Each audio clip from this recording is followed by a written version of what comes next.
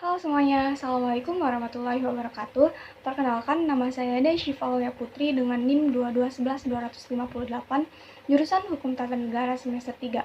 Baiklah, maksud dan tujuan dari video kali ini yaitu untuk memenuhi tugas UAS mata kuliah Hukum Tata Negara 1 yang diampu oleh dosen Bapak Arif Rahman MH.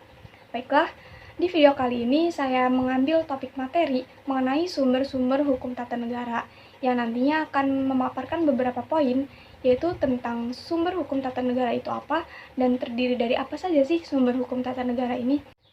Jadi langsung saja masuk ke pembahasannya, yaitu dimulai dari pengertian bahwa sumber hukum adalah segala sesuatu yang berupa tulisan, dokumen, naskah, dan sebagainya yang dipergunakan oleh suatu bangsa sebagai pedoman hidupnya pada masa-masa tertentu.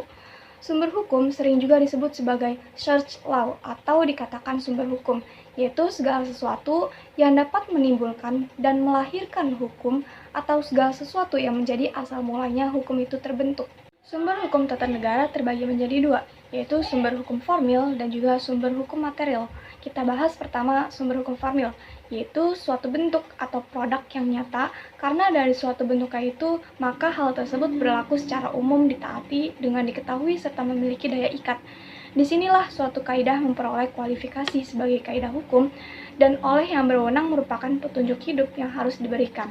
Yang kedua yaitu ada sumber material, yang mana merupakan sumber hukum material ini adalah suatu sumber hukum yang mana ditentukannya suatu isu hukum. Yang paling terpenting yaitu suatu hukum yang terdiri dari pemaknaan histori, filosofis, sosiologis, sehingga lebih kepada materinya.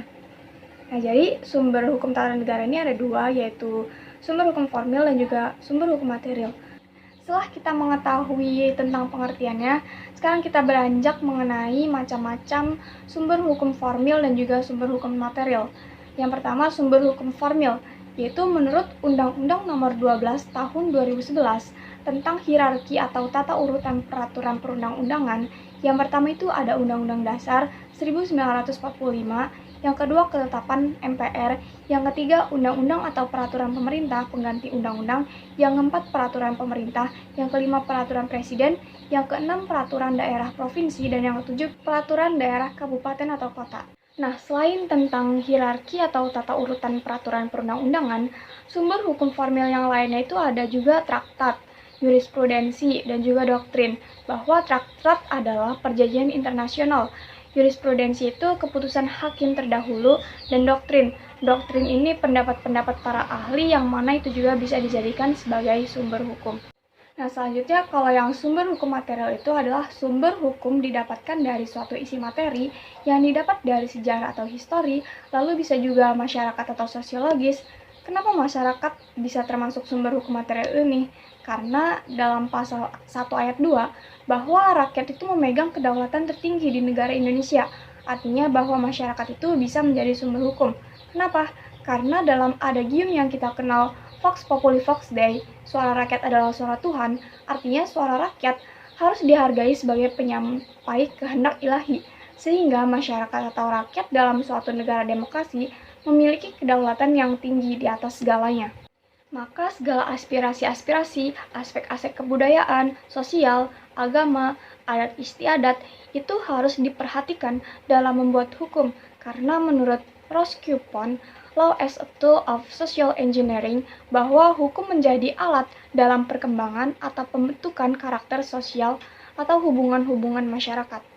Selain itu, ada juga Pancasila, yang mana sebetulnya Pancasila ini termasuk sumber hukum, tetapi Pancasila ini ialah norma tertinggi.